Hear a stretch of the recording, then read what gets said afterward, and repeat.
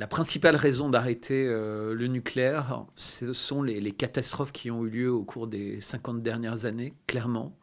La deuxième raison, c'est aussi l'incapacité de la plupart des pays européens à maîtriser les nouvelles générations de centrales nucléaires. C'est-à-dire que les anciennes centrales, qui sont celles qui ont connu les différentes catastrophes, ont réussi à bien les maîtriser en Europe, et c'est la totalité du parc actif, mais on ne maîtrise pas bien les nouvelles générations qui sont plus sûres.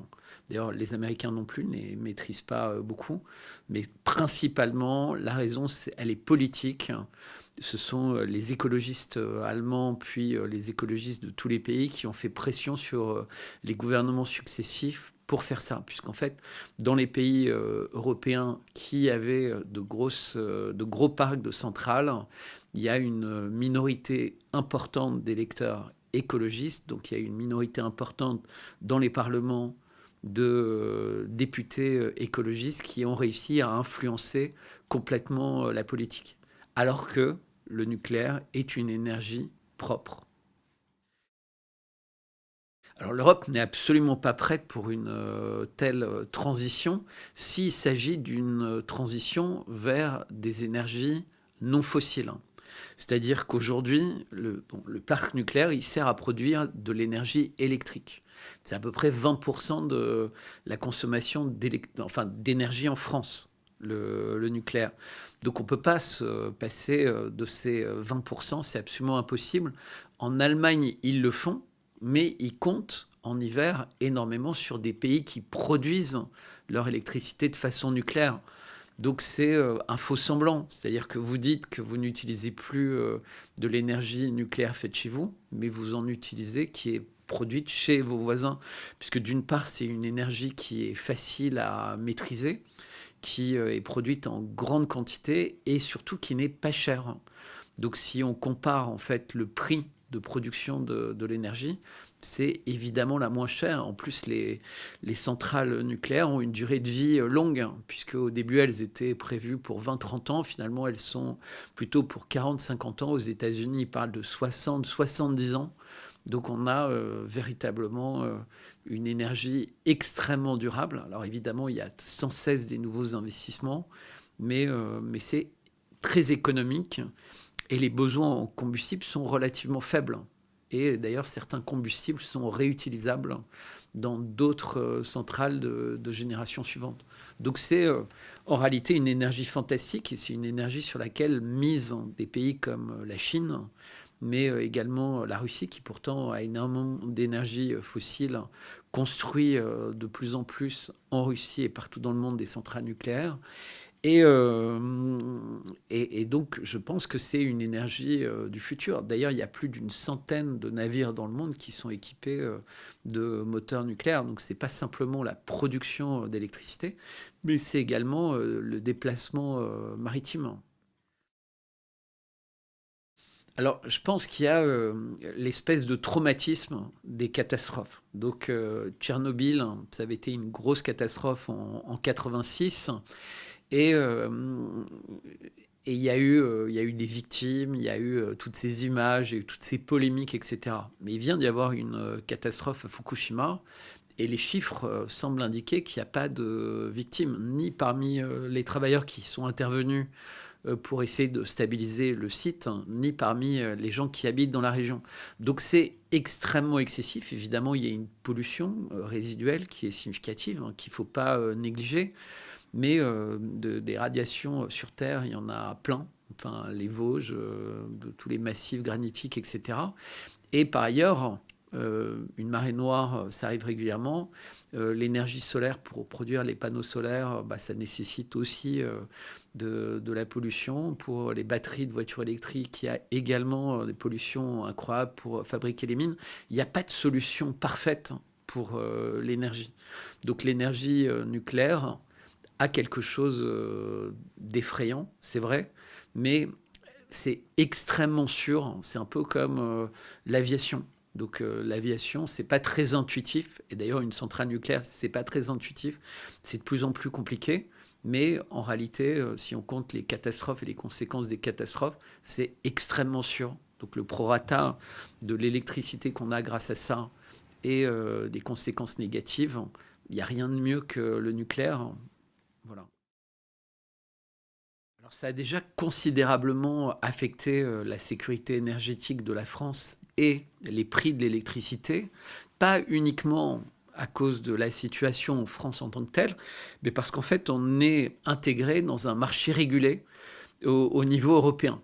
Alors je ne vais pas expliquer les mécanismes, mais ce sont des mécanismes en fait qui sont extrêmement pénalisants pour la France, puisqu'en fait ils moyennent entre les différents membres de ce marché le prix de l'électricité. Donc un pays comme l'Allemagne qui produit pas du tout de nucléaire, donc d'énergie peu chère, et qui produit plutôt de son électricité avec du charbon et du gaz, dont les prix ont considérablement augmenté, a fait monter le prix moyen de l'électricité, et le mécanisme de solidarité européen fait qu'en réalité, la France, et EDF en particulier, prend pour lui une grosse part en fait de ce déficit. Donc ça, c'était la première chose. La deuxième chose, peut-être pour revenir un peu en arrière, oui, la France a une vraie stratégie nucléaire. Alors, d'une part, on est un des pays où des scientifiques ont découvert en fait la radiation et finalement le nucléaire. Et dans les années 70, le gouvernement de Pierre Messmer en fait avait lancé un programme pour que toute l'énergie non hydraulique produite en France soit nucléaire. Parce que souvent on néglige, mais les plus grands sites de production d'électricité au monde, ce sont les barrages. Donc pas les centrales nucléaires. Donc on sous-estime beaucoup en fait le pouvoir de l'eau pour la production de l'électricité, parce que souvent il faut déplacer des populations, etc. C'est compliqué. Et donc on a eu ce projet, sauf que et on avait un géant français, Areva. Sauf que le président Macron en fait a décidé que cette filière n'était pas intéressante, et on a vendu les savoir-faire qui étaient au sein d'Alstom aux Américains, à General Electric. Areva n'est plus que l'ombre de ce que ça a été à une certaine époque, pour beaucoup de raisons, entre autres des investissements très malheureux pour se fournir en combustible, hein, puisque les centrales nucléaires en consomment moins que d'autres centrales, mais elles ont besoin de combustible. Et donc on est vraiment quasiment en faillite en réalité. C'est qu'aujourd'hui, le seul acteur qui a des savoir-faire en France dans le domaine du nucléaire et qui sait les exporter, c'est EDF. Et il sait les exporter en particulier dans des partenariats avec la Chine. Mais réellement, les acteurs aujourd'hui les plus dominants dans le nucléaire, ce ne sont plus ni les Américains ni les Français qui étaient les acteurs historiques, ce sont les Russes et les Chinois. Et d'ailleurs, il y a quelques jours, le président Vladimir Poutine était en direct avec le président Erdogan pour l'inauguration de la première tranche de la première centrale nucléaire en Turquie, et qui est fabriquée par Rosatom. Concernant les fissures dans les centrales nucléaires, elles sont liées à deux problèmes. Il y a des fissures au niveau du béton, ça c'est dans les nouvelles centrales nucléaires. Et donc, en fait, c'est des projets qui sont tellement longs, qui impliquent tellement d'acteurs différents, tellement de qualité, etc., qu'en fait, au fur et à mesure des années, petit 1, il y a beaucoup de savoir-faire qui ont été perdus. C'est-à-dire qu'un pays comme la France ne sait plus gérer des projets aussi complexes. Donc il faut imaginer, j'ai cité des noms, Areva, EDF, mais il y a Bouygues, il y a Framatome, etc. Enfin, il y a des dizaines de sociétés qui sont impliquées, et le pilote, en réalité, perd assez vite la main. Mais il y a aussi des problèmes au niveau des soudures. C'est-à-dire que l'eau, la vapeur, en fait, dans les centrales nucléaires, peut atteindre des températures en centaines de degrés, voire même pour les nouvelles générations en milliers de degrés. Et donc, s'il y a même des micro-fissures dans des tuyaux en métal, on sent bien que c'est des risques qui sont incalculables, puisque ça mettrait l'eau en contact avec le nucléaire. Et donc, il pourrait y avoir des conséquences en chaîne de pollution importantes. Mais c'est lié à un problème de conception.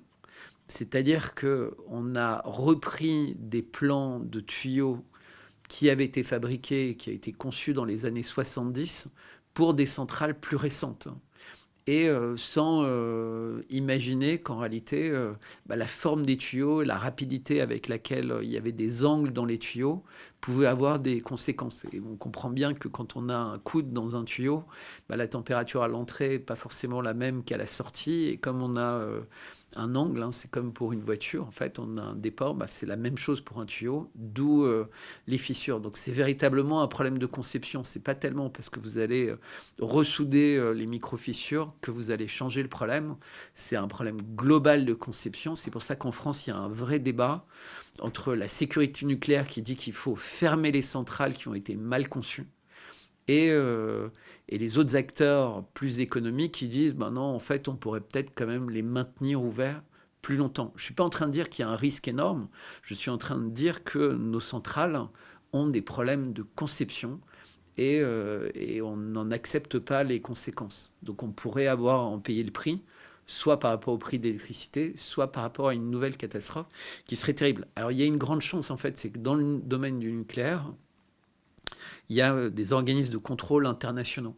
Donc l'agence pour l'énergie nucléaire, qui est d'ailleurs très présente en Ukraine, avec les problèmes qu'il y a aussi au niveau des centrales nucléaires là-bas, et qui permet d'éviter, entre guillemets, des excès de certains pays dans le maintien de centrales nucléaires mal conçues ou dans l'ouverture de centrales nucléaires pas suffisamment testées. Et c'est également un gros problème de la France à Flamanville, mais également dans des projets qu'on a à l'étranger où les budgets initiaux ont été très mal calibrés, où les projets ont été super mal pilotés et donc ils ne peuvent pas être lancés parce qu'ils ont des problèmes techniques à répétition et chacun renvoie la responsabilité à quelqu'un d'autre.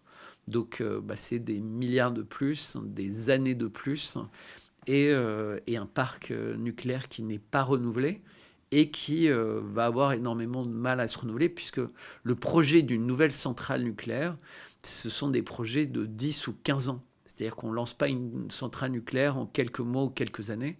Et même quand on décide d'en fermer une, décider de la maintenir ouverte finalement, ce n'est pas quelque chose de simple et d'immédiat. Et on voit bien avec Fessenheim, l'État français à un moment s'est dit mais est-ce que j'ai pas intérêt à la rouvrir compte tenu de l'évolution de la situation? Mais non, en fait, une fois qu'on a fait marche arrière, c'est extrêmement difficile de repartir en avant et de relancer les centrales. Et c'est pour ça que les 17 réacteurs français qui sont fermés ne sont pas simples non plus à remettre en action. Donc oui, la France a un véritable problème de sécurité énergétique qui est lié au fait qu'on ne dispose que de la moitié de notre parc et surtout qui est lié au fait des règles européennes qui sont catastrophiques pour la France depuis que Nord Stream 1 et Nord Stream 2 ont été détruits et que l'Allemagne a en parallèle fermé ses centrales nucléaires. Donc ils achètent du gaz de schiste aux Américains qui est extrêmement cher, ce qui fait monter le prix de leur électricité. Et par translation, ça fait monter celui de la France. Et c'est une catastrophe. On a vu avec les boulangeries qui fermaient, etc.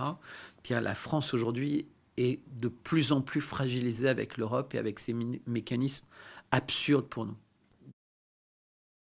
D'une part, il faut voir le combustible donc, qui est utilisé pour les centrales nucléaires, c'est essentiellement l'uranium. Donc un peu le plutonium pour les dernières générations, c'est l'uranium.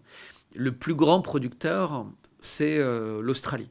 Donc aujourd'hui, on n'a pas de problème pour se fournir avec l'Australie, mais il y avait une vraie tradition pour la France de se fournir en Afrique, donc en particulier au Niger, mais également au Kazakhstan et en Russie. Parce qu'en fait, le fait de produire, entre guillemets, de l'uranium, l'uranium n'est pas le combustible tel quel, en fait, dans une centrale nucléaire.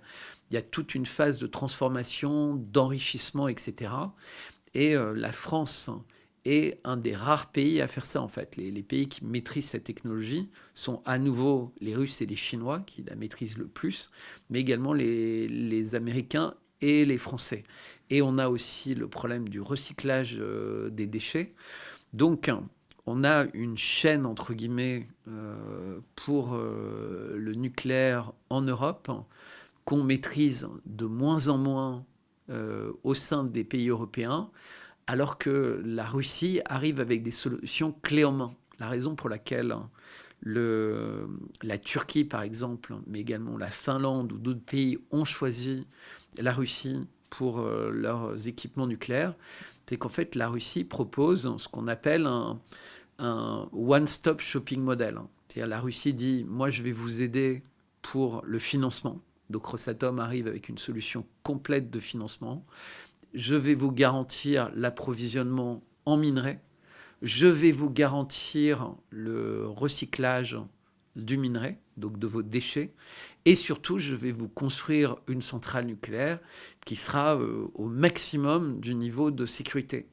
Alors, on a bien cette preuve, hein, puisque la centrale de Zaporijjie en Ukraine, c'est une centrale qui a été construite, c'est la plus grande d'Europe, qui a été construite par les Russes. Et malgré tout ce qui se passe en ce moment là-bas, elle ne connaît aucun problème et elle est toujours en activité malgré le conflit tout autour. Donc, est-ce qu'on est véritablement dépendant? En tout cas, ce qui est sûr, c'est qu'on a de moins en moins de savoir-faire et de brevets qui sont tous soit chez les Russes, soit chez les Américains. On est largement, très largement aujourd'hui dépendant du combustible russe. Et c'est la raison pour laquelle le combustible russe ne fait pas partie des sanctions. C'est-à-dire que si aujourd'hui, en fait, la Russie ne fournissait plus en combustible les centrales nucléaires en Europe, on aurait quelques mois ou peut-être une année de réserve. Donc ce serait une catastrophe immédiate. Donc les sanctions, on voit bien leur cynisme.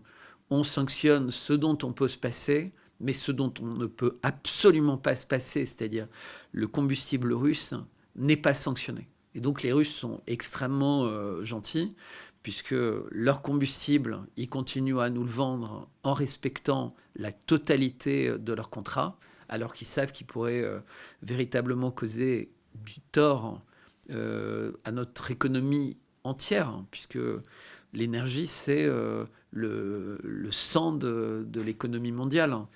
Et surtout, ils n'ont pas du tout changé leur politique de prix. Alors qu'on voit que sur le gaz, on a sanctionné les Russes. En faisant ça, on s'est sanctionné nous-mêmes. Les Américains vendent entre 5 et 7 fois plus cher le gaz aux sociétés européennes que le prix auquel les Russes le vendaient. En fait, parfois 10 ou 15 fois, même plus cher. C'est du moins bon gaz. Et depuis qu'il y a Nord Stream 1 et Nord Stream 2, d'ailleurs, ils ont empêché toute possibilité de se fournir en gaz différemment. Mais comme les Américains ont également besoin du combustible nucléaire russe, parce qu'il n'y a pas que les Européens qui en ont besoin, les Américains aussi, ils n'ont pas imposé les sanctions sur le nucléaire russe. C'est-à-dire que le combustible, pas le minerai, le combustible, il y a véritablement un savoir-faire en Russie qui est unique au monde et qui crée une dépendance considérable. Mais en réalité, il n'y a aucun pays en Europe qui a véritablement intérêt à ce que le nucléaire russe soit sanctionné. Comme j'expliquais tout à l'heure, les Allemands, en hiver, ils ont besoin d'électricité produite en France qui est d'origine nucléaire. Donc si la France ne produit plus d'énergie nucléaire, les Allemands vont avoir des problèmes pour se fournir en électricité. Donc les seuls pays éventuellement qui pourraient être intéressés par sanctionner toujours plus la Russie, ce sont les Polonais, éventuellement les États baltes, mais aussi bien la Pologne que les États baltes sont largement dépendants en fait de l'électricité russe. Il faut savoir que ce soit la Finlande, Suède, Norvège, enfin pratiquement tous les pays nordiques continuent à acheter de l'électricité aux Russes. D'ailleurs, tous les pays continuent à acheter du gaz aux Russes, soit parce qu'ils passent par la Turquie et en Turquie, ils changent d'étiquette et ils font croire que c'est du gaz qui vient d'ailleurs. Et c'est exactement pareil pour le pétrole. Mais pour le nucléaire, en réalité, c'est beaucoup plus compliqué de dire que ça ne vient pas de Russie. Donc, ils n'ont pas sanctionné. Mais que ce soit pour le gaz, pour l'électricité, pour le pétrole, en fait, les sanctions, c'est pour faire semblant, parce qu'en réalité, le pétrole russe, il n'y en a jamais eu autant vendu. Pareil pour le gaz, les revenus pour la Russie sont toujours considérables. Donc, ce sont des sanctions uniquement pour raconter à la télé qu'on essaie de sanctionner les Russes. Mais en réalité, ça ne fonctionne pas. On ne fait que sanctionner les peuples européens pour créer le chaos en Europe. Et sur le nucléaire, c'est encore plus vrai, comme je dis et je répète, le nucléaire civil russe est indispensable au monde entier.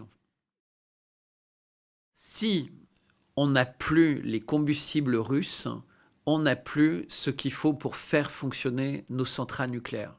Le combustible, c'est pas comme une prise électrique ou un litre de gasoil où, quel que soit le supermarché, on peut prendre le gasoil chez Mobil, Total ou Esso, où c'est la même chose en fait. Le combustible que fournissent les Russes, il est différent du combustible que fournirait un autre pays. Et les centrales sont adaptées à un certain type de combustible. Et c'est une question de pourcentage, d'isotope, etc. Donc on ne peut pas remplacer comme ça un combustible. Donc si on sanctionne les Russes, on arrête notre filière nucléaire. Oui, et en permanence, on essaye d'évincer la Russie pour faire souffrir économiquement la Russie. Mais le délai pour trouver et pour créer surtout une nouvelle filière de production de combustible équivalent à celui que nous fournissent les Russes est bien plus long que le délai pour remplacer le gaz russe. Là, on parle de délais qui ne sont pas en mois, c'est des délais en années pour trouver l'équivalent. Donc, de toute façon, on va continuer pendant longtemps à être dépendant du combustible russe. C'est comme pour la conquête de l'espace. Il a fallu énormément de temps pour remplacer les moteurs de fusée russes. Et il n'y a que Elon Musk avec Starlink qui commence à se passer du savoir-faire russe pour lancer des engins spatiaux. Et ben c'est pareil pour les combustibles nucléaires. Il faut savoir que tous les experts au monde disent la même chose. Le domaine de pointe dans lequel la Russie a un avantage sur tous les pays du monde, c'est le nucléaire civil. C'est-à-dire que ce soit pour la production de minerais, pour la production de combustible, pour la construction de centrales nucléaires et pour le recyclage des combustibles, la Russie a une avance extrêmement difficile à rattraper pour tout le monde. Donc effectivement, il faudrait une alliance considérable entre beaucoup de pays pour remplacer la Russie. C'est pareil pour les terres rares. On parle souvent des terres rares. Ben, la Chine a une avance considérable. Il faudrait des années et des années pour rattraper la Chine, de la même manière que pour les puces, etc. Donc dans le domaine nucléaire, la Russie est incontournable, donc il n'y a pas de sanctions possibles. Et on peut essayer de remplacer la Russie, mais surtout d'espérer que la Russie ne va pas décider de nous couper en fait de leur fourniture en combustible. Je répète, si la Russie nous coupe, on va être vraiment immédiatement en grande difficulté, après 6 mois ou 1 an maximum. Alors, petit 1, la Russie a montré depuis le début de l'opération spéciale en Ukraine qu'elle était un partenaire extrêmement fiable. C'est-à-dire que la Russie a été sanctionnée, on lui a confisqué son argent et elle n'a pas du tout fait de réciproque. C'est-à-dire que si elle a racheté des entreprises occidentales, c'était toujours dans les règles du marché, c'était pas par revanche. Et elle a respecté absolument tous ses contrats d'approvisionnement. Contrat d'approvisionnement énergétique, contrat d'approvisionnement industriel, métaux, combustibles, etc. Mais elle a également respecté les projets nucléaires, par exemple la centrale que vous avez évoquée, centrale nucléaire en Turquie, c'est un projet qui date d'il y a plus de 15 ans. Et pendant la réalisation de ce projet, il y a eu toutes les tensions possibles et imaginables entre la Turquie et la Russie. On sait bien, il y a eu la guerre en Syrie, il y a eu beaucoup de problèmes, et la Russie n'a pas changé d'un iota. C'est-à-dire que c'est du nucléaire civil, c'est à l'intention des peuples, et donc il n'y a pas de chantage de la part de la Russie. C'est une guerre, donc il y a des bombes, il y a des morts, c'est horrible, entre guillemets, la guerre qui se passe en Ukraine. Mais la Russie respecte toujours invariablement ses contrats, et elle l'a montré avec une détermination incroyable. Donc aucun pays ne doute de la parole des Russes. Depuis que Poutine est à la tête de la Russie a toujours montré qu'elle était extrêmement fiable, mais c'était vrai également à l'époque de l'URSS, où il n'y a jamais eu de problème d'approvisionnement en gaz et en pétrole. Les contrats étaient toujours respectés. Donc la Russie, petit 1, est un partenaire fiable. Petit 2, c'est un partenaire compétent. C'est-à-dire que les Américains ont eu des grosses catastrophes nucléaires, les Européens ont eu des catastrophes nucléaires, etc. etc.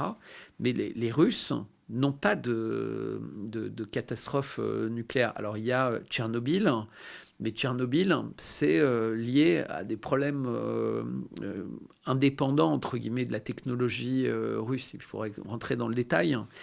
Et, euh, et donc, ils sont considérés comme aujourd'hui ceux qui produisent les centrales nucléaires, qui ont le rapport performance énergétique, puisque c'est toujours un pourcentage production d'électricité, le meilleur. Donc le rapport coût d'investissement, production d'électricité meilleur. La centrale qui va ouvrir en Turquie produira 10% de l'énergie nécessaire en Turquie. Et c'est pareil ce qui se passe en Inde. Et même dans le domaine nucléaire, si vous vous rappelez la visite de Xi Jinping à Moscou, les deux pays se sont mis d'accord pour travailler encore plus main dans la main en fait dans le programme et dans le développement du nucléaire civil. Donc c'est véritablement considéré comme clé. Alors juste pour conclure, il y a quand même eu une révolution qui s'est passée aux États-Unis fin 2022, c'est-à-dire pour la première fois, ils ont réussi une fusion. Et ça change complètement, puisque ça devient d'une part, c'est plus de l'énergie nucléaire, c'est plus radioactif, et surtout, en fait, on produit plus d'énergie qu'on en consomme, et donc ça voudrait dire qu'on pourrait avoir des sources inépuisables d'énergie.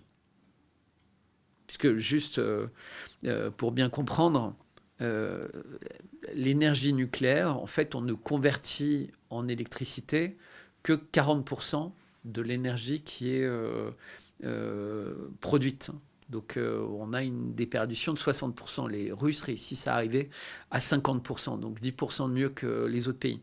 Mais avec la fusion, en fait, nucléaire, mais ça ne veut pas dire radioactive, fusion nucléaire, pour 100% d'énergie dépensée, en fait, on produira 150% d'énergie. Donc c'est énorme, puisque 100%, on produit 40%, ou 50% avec les centrales russes, alors que là, 100%, on produira 150%. Donc c'est quelque chose qui change. Et à nouveau, deux pays sont en avance, les Américains qui communiquent dessus et les Russes qui se taisent, mais qui, semble-t-il, ont beaucoup plus d'avance dans ce domaine que les Russes, comme que les Américains. Donc les Russes ont beaucoup d'avance également dans le domaine de la fusion, mais ils ne communiquent pas. Comme ils n'avaient pas communiqué sur les missiles hypersoniques. Ils ont attendu d'avoir atteint leur objectif pour en parler, et ce qui fait qu'ils ont des années d'avance. Ça va être pareil pour la fusion. Dans le domaine nucléaire, sur toute la chaîne de valeur, la Russie est un acteur qui est fiable pour ses clients, qui est fiable pour ses utilisateurs, et surtout, c'est un pays qui est sans cesse en train d'améliorer les technologies, puisque la centrale nucléaire qui vient d'être lancée en Turquie est une centrale dite de troisième génération, mais intermédiaire, proche de la quatrième génération, alors que par exemple la France n'a pas encore été capable de lancer une seule centrale de troisième génération. Et les Américains ont conçu des modèles de troisième génération, mais ils n'ont pu les lancer qu'en partenariat avec la Chine. C'est-à-dire qu'aujourd'hui, même le savoir-faire dans le domaine nucléaire de Westinghouse et essentiellement au niveau de leurs filiales chinoises. Alors ça peut paraître étonnant, mais c'est la réalité en fait. Westinghouse China a plus de savoir-faire que Westinghouse USA. Pour résumer tout ce qu'on s'est dit, petit 1, l'Europe ne peut absolument pas se passer du nucléaire russe, en particulier des combustibles russes. Et c'est pour ça qu'ils ne font pas partie des sanctions. La plupart des grands pays européens le savent. Et c'est pour ça qu'une telle décision de sanction ne pourra pas passer parce qu'il suffit qu'un seul membre dise non. Et là, en l'occurrence, au moins la France et l'Allemagne diront non. Donc il n'y aura pas de sanctions sur le nucléaire russe. En revanche, les Américains pourraient faire une pression considérable sur l'Europe. C'est-à-dire que les États-Unis pourraient imposer que le nucléaire russe soit sanctionné.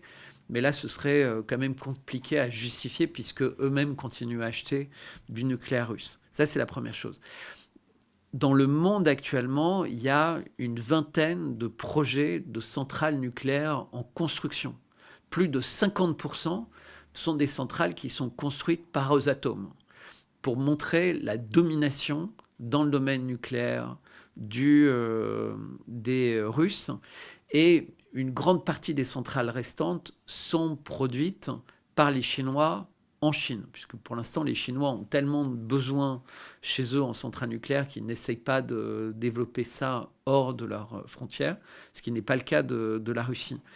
Et il faut bien reconnaître qu'aujourd'hui, dans le monde, la première source d'énergie pour fabriquer de l'électricité, c'est le charbon. Ce n'est pas le nucléaire. Donc les pays qui sont très intéressés par la pollution devraient urgemment remplacer le charbon par du nucléaire, parce qu'on voit bien que l'éolien et le solaire, qui représentent à peine 2% ou 4% pour l'éolien, sont très très inférieurs en fait aux enjeux. Même l'eau, c'est 16% de l'électricité produite. Et comme je l'évoquais, en fait, les bazars, les barrages sont les usines de fabrication d'électricité dans le monde qui sont les plus puissantes, entre guillemets. C'est-à-dire les plus grosses centrales nucléaires au monde sont 2 fois moins puissantes que les plus grands barrages au monde.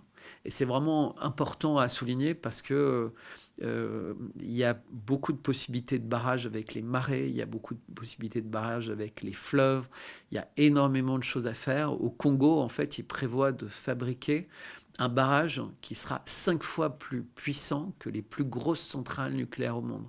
Pour dire qu'il y a énormément de possibilités. Donc les Russes, pour le nucléaire, ils sont incontournables.